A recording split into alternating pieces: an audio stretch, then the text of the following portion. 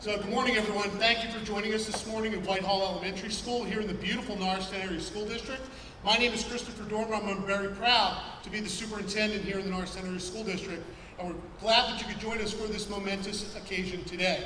As you can see by our visual right behind us, we have come together as a group of superintendents and educational leaders because we feel the time is right to advocate for public schools. Public schools is a great choice for students, for communities, and for the Commonwealth of Pennsylvania. So we've come together to join a network or coalition of leaders called LEARN, the Leaders for Educational Accountability and Reform Network. And we're going to talk to you today about several things that we think will continue to advocate for our public schools and show how that we help our taxpayers and we help our students on a daily basis. So without further ado, I'm very proud to introduce Dr. Frank Gallagher, Superintendent, Souderton Area School District.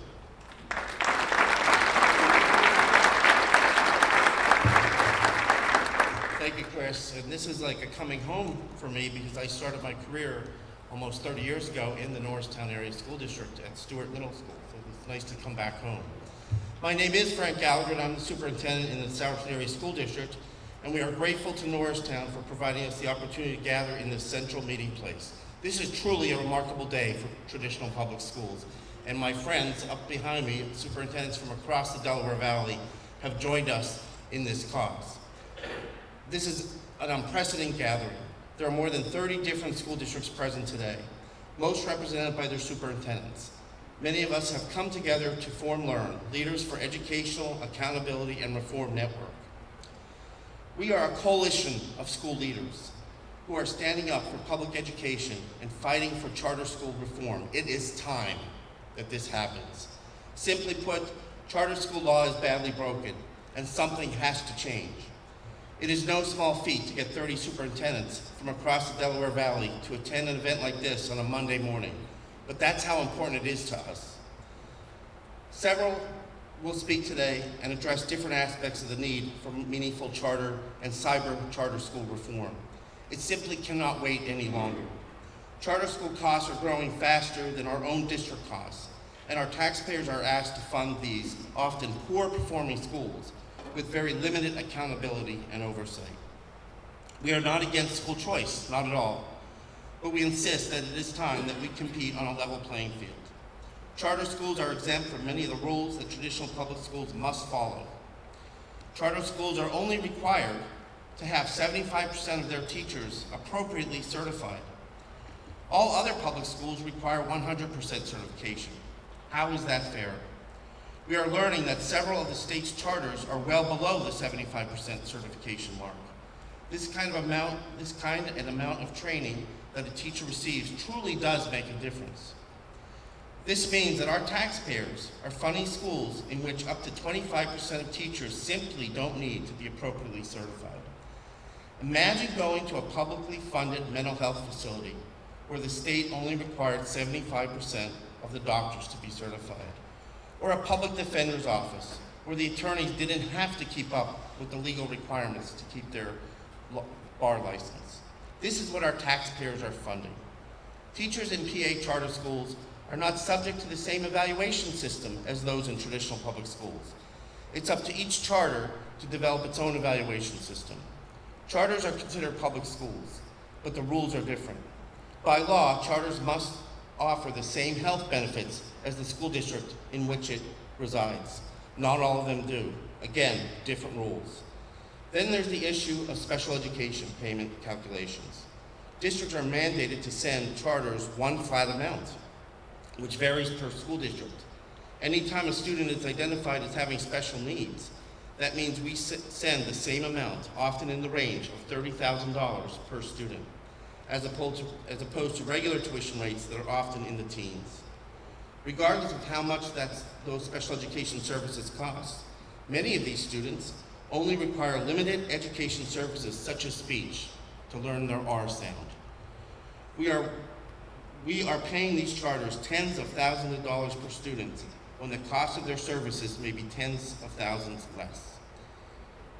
It's not like it balances out, because when students have very high special education needs, charters often can accommodate them anyhow and send them back to the public schools. The Charter Appeals Board, known as CAB, is filled years ago by people who have connections to charter schools.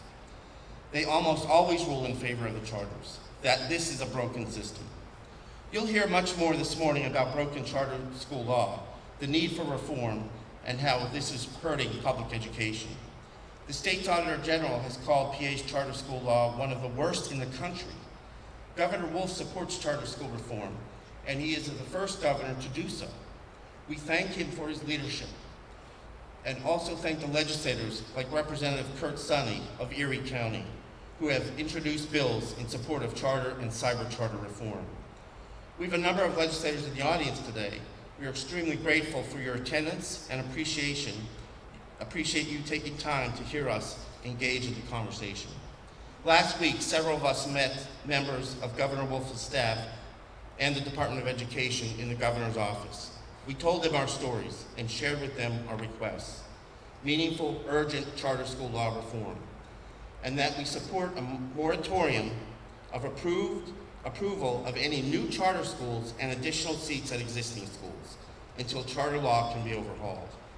It is simply not fair to ask our taxpayers to support these schools, which largely underperforming with no oversight or accountability and a complete different rule book. Thank you. And now I'd like to ask Chris Dormer to come back to the podium for his remarks.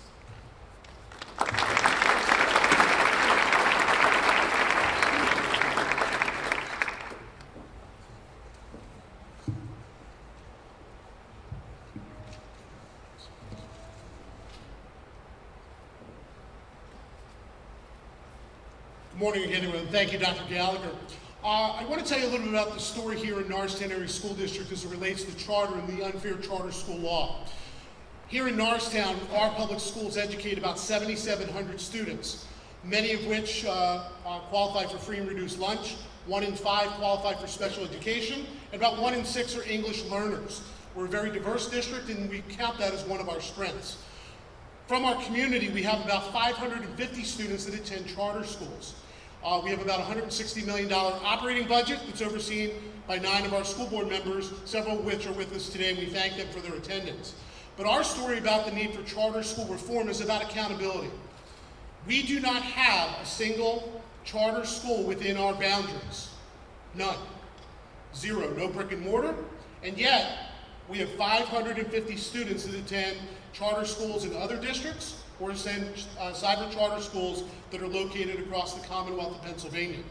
Our district annually spends $9.5 million on charter school tuition payments that again leave the Norristown Area School District borders. My bigger concern is this. My school board, which was elected to oversee this district in public education for all the students in the Norristown Area School District, have zero say in what happens in the education of those 550 students that attend schools elsewhere. Not at Renaissance Academy in Phoenixville, where we send over 400 students. So if we have questions about their program or levels of service, we have absolutely no recourse to that. Pennsylvania has long prided itself on local control, and I know there are many board members in here that would say that. We know what our communities need and how we want to educate our students.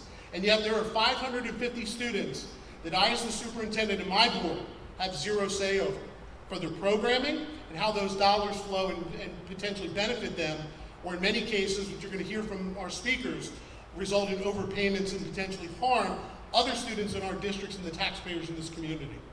One of the major reforms we need in an update to the charter school law is local control and accountability for where the dollars go, and that sending districts have a say in the students so that we make sure that our students here in the Norristown Area School District, irregardless of where they go, get the best possible education that we believe that they should have. I'm very pleased to call up Dr. Sam Lee from the Bensalem School District to talk about his concerns with his students. Thank you.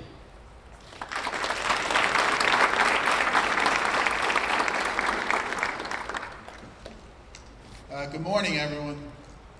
And thank you, Dr. Dormer and Whitehall and Norristown for your wonderful hospitality this morning.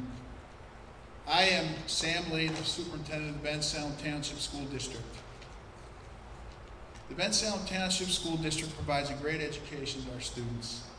We have a newly renovated high school. We offer every possible curricular and co-curricular option and resources students need to enter the world prepared for success. We absolutely believe when parents choose our schools, they're making a great choice for their children. Since the inception of Act 1, the Bensalem Township School District has exerted almost maximum tax effort on our community. In the last 5 years, our charter school obligations have increased by $5,427,444 to take us beyond $15 million in aggregate charter school obligations. That's approximately 10% of our operating budget. The rising cost of charter schools reduces the resources we have to support our students and creates a significant growing burden on our taxpayers. One of our greatest concerns is charter school special education funding. We provide charter schools $33,302 per special education student. The charter special education tuition calculation considers a 16% denominator, which represents the average percentage of special education students statewide. That denominator, by the way, was put into effect in 1998. Using that, our actual percentage of special learners is 22%. Using that as a denominator would more accurately represent our district profile. The difference is $5,754 per student. So charter schools receive $5,754 more per student than we invest in our own special learners in district. Special education funding should be the same for district schools and charter schools. School districts receive funding based on the costs and needs of the students. Charters receive a single rate regardless of the cost of the service. This means that charters receive funding intended for students with special needs that may be used for other purposes. The system creates a perverse incentive to over-identify students needing lower cost services. We support a change to the law so that our special education funding system applies to both district and charter schools. Doing so will result in savings of more than $150 million statewide.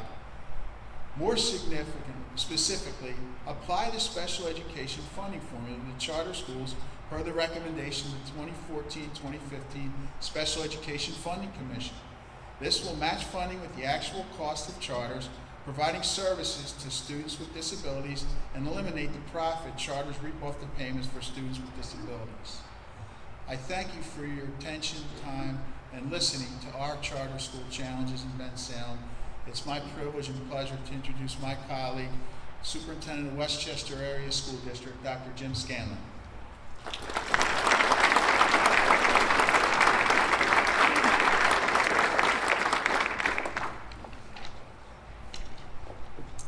Good morning, everybody.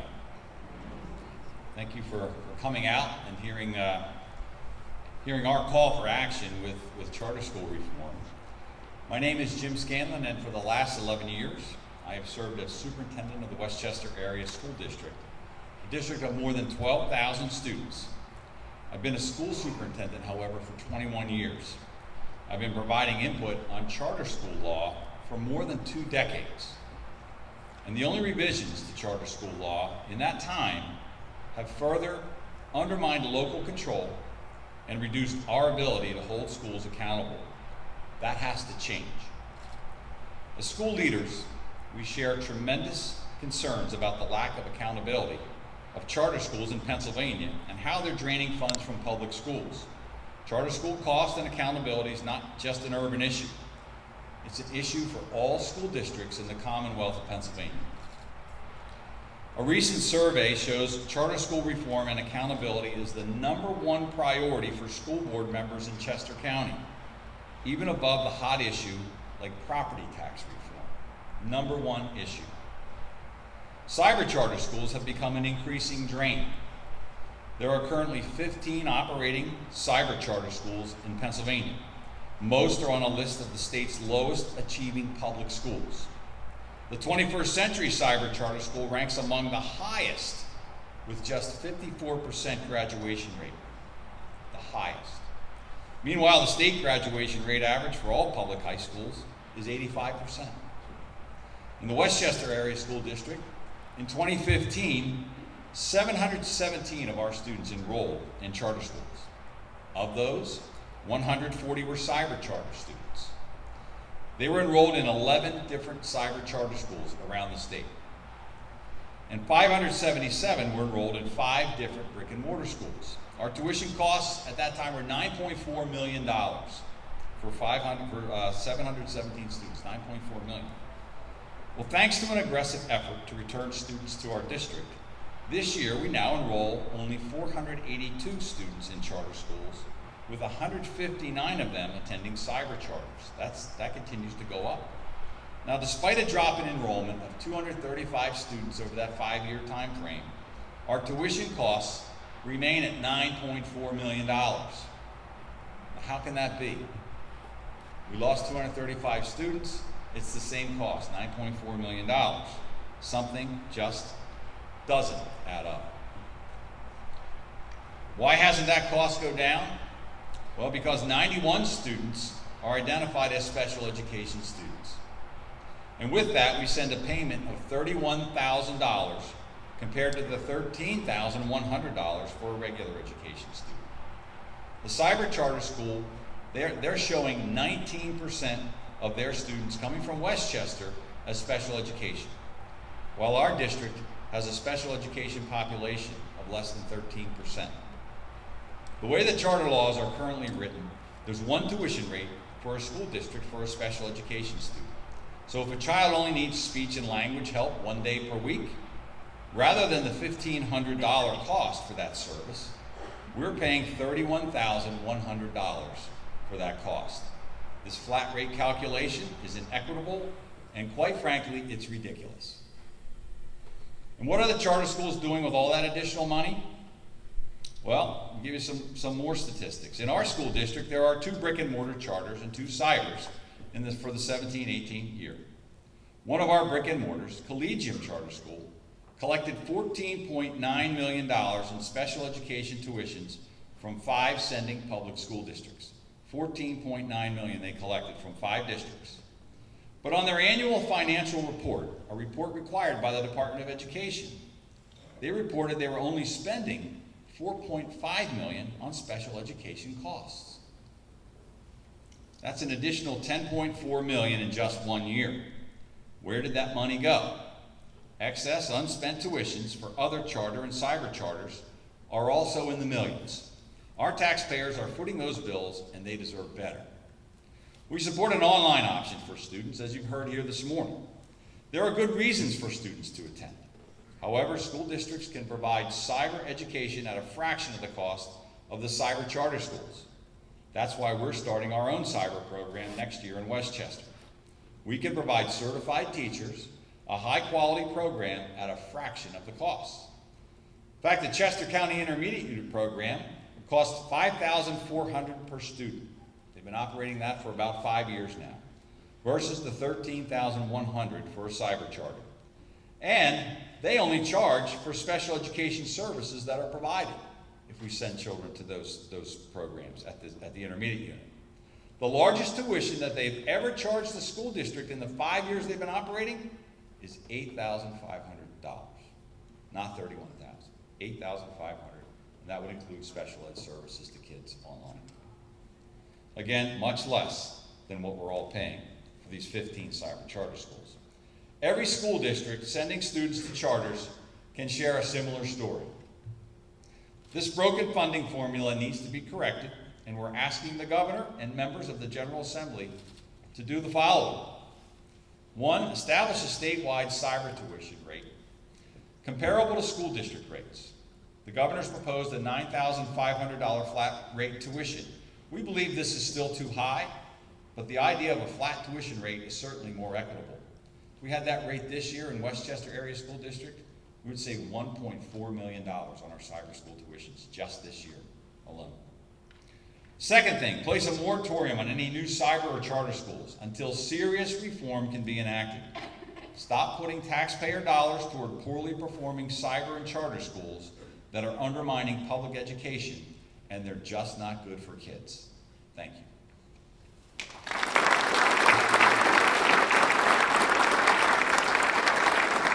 At this time, it's my pleasure to introduce my good friend and colleague, Dr. Wagner Marseilles from Cheltenham School District.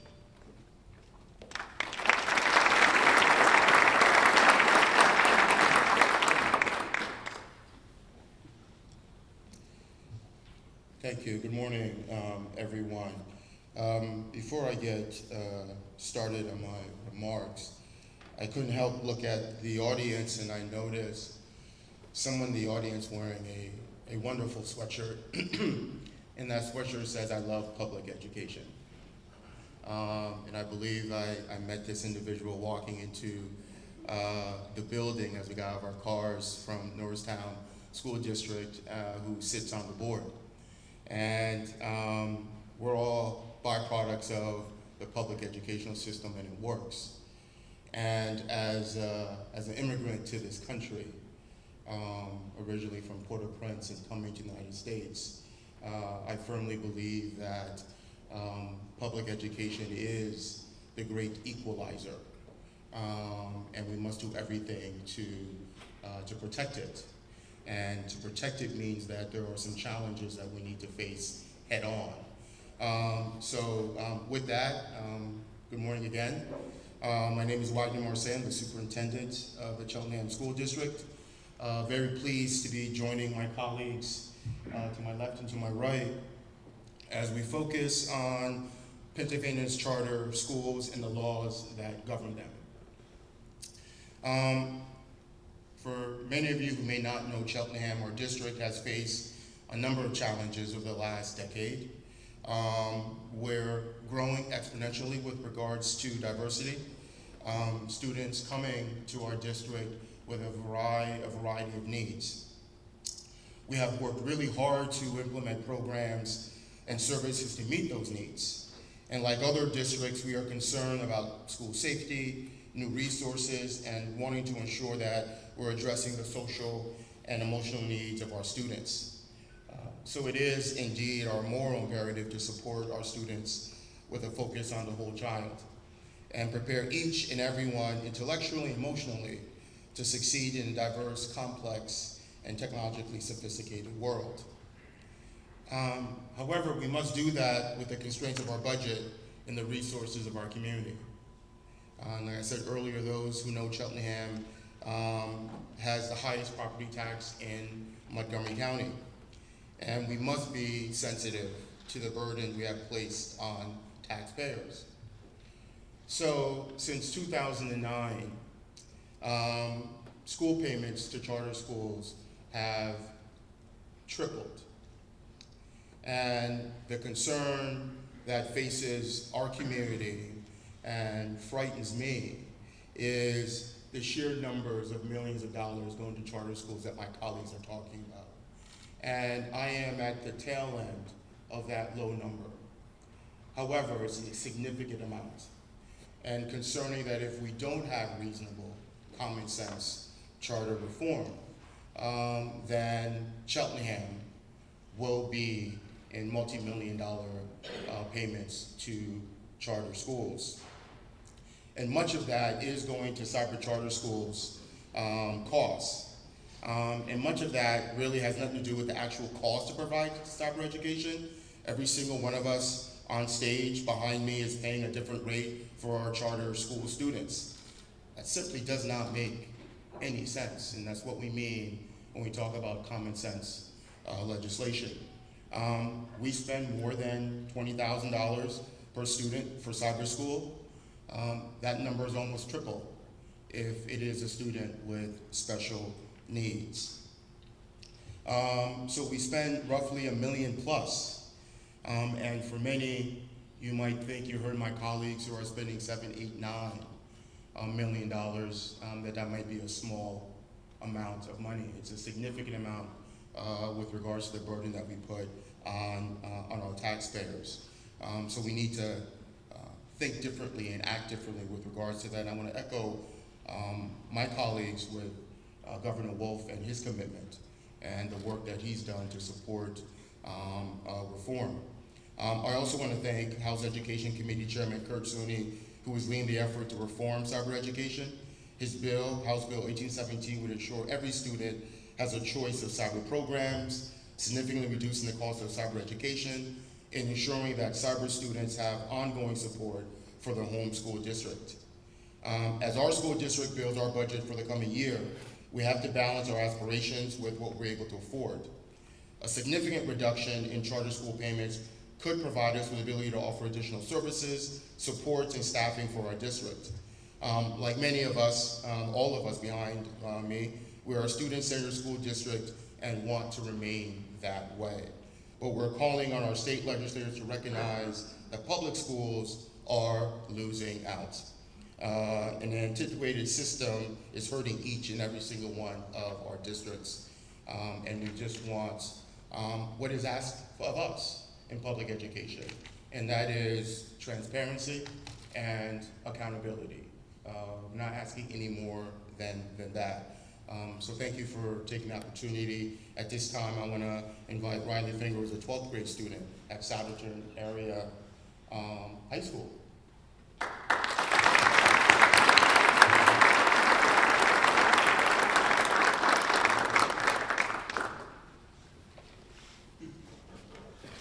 Good morning. My name is Riley Finger, and I'm a senior at Souderton Area High School. I have spent each of the last 13 years of my life attending Souderton Area School District, one of the best school districts I could have ever asked for.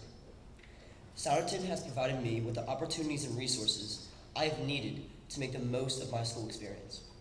However, some schools in our state take taxpayer money away from thousands of students just like me who attend public schools, limiting the wide range of opportunities that schools like Souderton have offered. Ever since I attended West Broad Street Elementary School, I have been provided with the right tools and placements for me to become a successful student. It was at West Broad where my hyperactivity was diagnosed, and I was placed into a tailored program which changed my life. That program has allowed me not only to enrich what I learn, but also specify how I learn it. For people like me, a traditional cookie-cutter classroom just didn't work, and Souderton recognized that very quickly. I will forever be thankful for that placement because it has allowed me to meet my best friends, as well as experience interactions with professionals who are like me, quirky and different, but also driven and determined to make the best of every opportunity. Souderton and the vast amount of other public schools thrive upon diversity. Diversity of everything from race to background to ability to culture. The hard-earned money of our taxpayers, when put into public schools, facilitates mind-opening experiences, as well as encouraging interactions between such diverse people. Such interactions have even helped our high school accomplish feats as being state-ranked in the Special Olympics. Without proper funding for such programs, those ideas are never shared, experiences are never had, and accomplishments are never seen. As time progressed, Souderton continued to throw more and more opportunities at me that have completely changed my life. Last year, my school facilitated a Tedx Club, in which my fellow students and I were encouraged to write a TED Talk that would be given to a portion of the student body. If this opportunity had not been presented to me, this passion of mine, public speaking, would have never been discovered. The club, which in such a short time has changed a huge part of my identity, is only 2 years old. And new life-changing clubs and experiences are facilitated every day by schools just like Souderton in order to help kids like me discover their interests and passions they may have never known they had. However, without proper funding, kids like me may never get that experience. If public schools are prioritized, which clubs will come next? How many confused kids will find their passions? And most importantly, what ripple effects will this have on the youth and eventual adults of America? Thank you.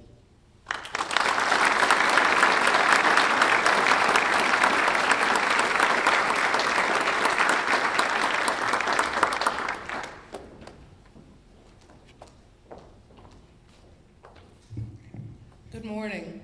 My name is Joyce Wilkerson. I'm the president of the Board of Education for the School District of Philadelphia. I'm glad to be standing here today with so many southeastern Pennsylvania educational leaders. In Philadelphia, our sheer number of students in charter schools can often make us seem different than our neighbors.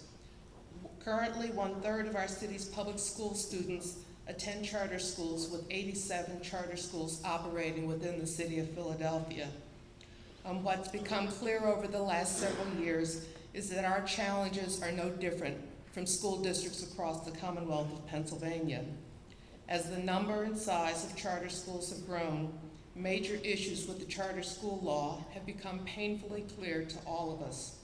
Our current charter school law lacks basic provisions to hold charter schools accountable for being high-quality academic institutions for their students and for practicing sound financial stewardship of taxpayer dollars. I'm standing with my colleagues today calling for comprehensive legislative change to strengthen accountability, improve transparency, and ensure that every child attending a charter school in Pennsylvania has access to high-quality education. Thank you.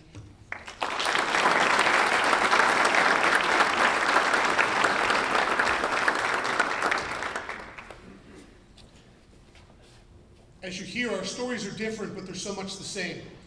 We're here together to fight together. All of our leaders, to my left and right, and across this Commonwealth. Leaders who couldn't be here today, from Erie to McKeesport, out near Pittsburgh, to Mount Pocono. We have commitments from all four corners of the state asking for legislative change. And that's what we need the help. We need the help in Harrisburg. We're fortunate here in the Norristown Area School District to have champions in our legislature. And we're blessed to have two of our legislators with us today, State Representative Joe Webster, and I'd like to bring up State Representative Matt Bradford, who's been a long champion of ours, for a few comments.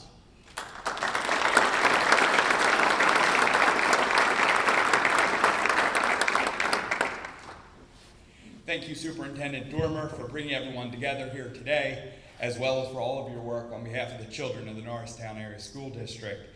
I also want to thank our school board members, President Ash, who I know is here as well, but so many folks in the legislature, Representative Comita, McCarter, who made a career of educating children in our public school system, as well as Representative Webster, and I know Representative Briggs wanted to be here as well. Representative Briggs, Webster, and myself have the privilege of representing the Norristown School District here in Montgomery County.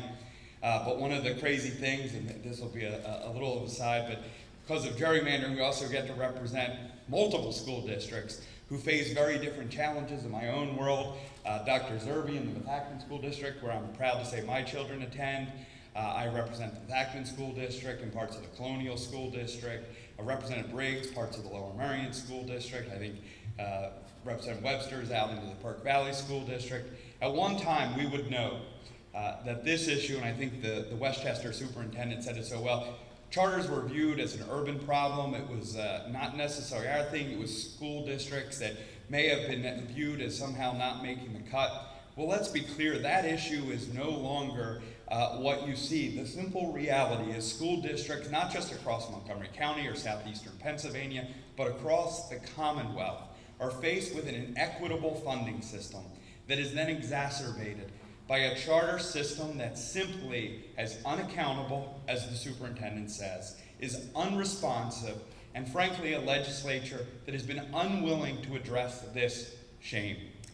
Now, my colleagues and I, and let's be clear, this is not a partisan issue. You represent, reference Representative Sonny, Chairman Sonny, the Republican chairman of the Education Committee, Democrats and Republicans, rural, urban, suburban, all recognize this challenge that we must deal with. The legislature for too long has not taken the lead of our fine governor, Governor Wolf, who has been saying for years and has redoubled on that issue with this year's budget that we must get charter reform done here in Pennsylvania. Simply put, a bill that is 20 years old, that has not brought the innovation and the competition that was promised, but really has been lacking of any sense of accountability or transparency. Now, I believe we have an opportunity in this budget year and the next few months, because we have superintendents from all across Pennsylvania who represent every corner of Pennsylvania and face every challenge in public education. These men and women are truly at the front line, but our legislature must answer the call. There are those in leadership for too long who have argued for fiscal responsibility at one hand, but when it came to charter schools and when it came to cyber charters, have been unwilling to make any changes. to a law that continues to siphon money out of school districts that so desperately need them for our children. It is our hope that this year will be different.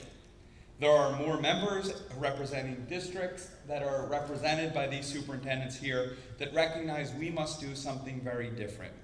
It is my hope that we will do that this year. We must do that. Our taxpayers deserve it. Our students deserve that. So I want to thank you for the opportunity to say just a moment about my own experience here in central Montgomery County with a particular heartfelt respect for what you guys do here in Norristown, recognizing the unbelievable challenges that you face every day. Your staff, your teachers do such an amazing job. And I know that is true of every superintendent in every school district in southeastern Pennsylvania. Not just our children, but our future depends on the success. We must get this done. It is the obligation of this legislature to act now. We have been waiting for 20 years for meaningful reform, and the time to get it accomplished is now. Thank you again.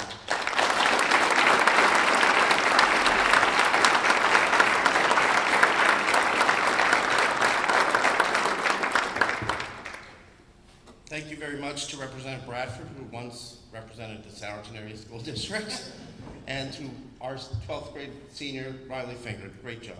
And to all of our speakers, thank you very much. Before we conclude, I want to run through a few slides that really tell our story.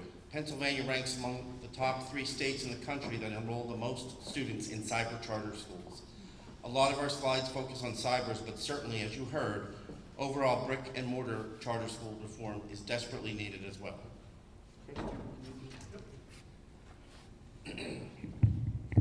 So as you can see, the increase in charter tuition payments over 10 years, just ridiculous how much it's increased. Chris? School districts provide cyber programs. Many of us provide our own cyber programs, and you can see the difference in cost. Those of us who provide our own cyber programs, typically the regular ed student costs $5,000, the special ed costs $7,000. You can see that compared to the 15 cyber schools that are across the Commonwealth, how much higher their costs are. Performance. The performance of PA Cybers is just abysmal. Students, parents, and taxpayers deserve better. There is no accountability and no return on investment. You can see the list of cybers across Pennsylvania, PA Cybers, charter schools, high school rankings from School Digger, and that's what the bricks and mortar charter schools like to use School Digger as the official ranking of their schools. You'll see 688 PA high schools ranked. They're all at the bottom, the cyber schools, all at the bottom. Academic performance, you'll see the public schools in green, charters in blue, cyber charters in orange, yellow. It tells the story. And this one is cyber charters perform far worse than school districts with similar shares of disadvantaged students. It, again, tells the story. Only half of cyber charter schools graduate. That's so sad for those children that are only half are graduating, as opposed to southeastern PA, 93%. This is cyber charter schools spend less on special education than they receive. You heard Dr. Scanlon speak about that in his remarks. I know the Souderton Collaborative Charter School left $186,000 on the table, which is now in their fund balance that they did not spend on special education that they received. 10 charter schools spend over 100% more than district on administrative costs. This was fascinating to me. We're always judged that we have too many administrators in our traditional public schools. Well, look at that. Southeastern PA averages 5%. Highest spending school district in administration is 8%, and you can see this with the charters, how the charters compare. After 23 years, it's time for change. I think you heard that message loud and clear today. Our call to action is this. Governor Wolf, thank you for stepping up to make reform of our charter school law. Legislators, please take time to truly learn about this topic and the ways in which charter, cyber charter, the laws, the lack of accountability and oversight, and the financial drain is truly undermining our public school system in Pennsylvania and cheating our students and taxpayers. Again, I can't thank can't even remember a time that this many superintendents came together from across the region and across the Commonwealth. And I have to say, at the end of the day, at the end of very long days, it lies on the back of the superintendent to make sure we're funding our schools adequately and we're meeting the needs of all students and focusing on the whole child. And I can tell you, there's many sleepless nights. I know I'm not alone. And I can't thank this group behind me enough for their leadership and their commitment to traditional public schools. If you have any questions, we'll be here for a few moments and happy to speak with you. And thank you to the audience for coming out today to hear our story and to support our cause. I can't thank you enough on behalf of the group of superintendents.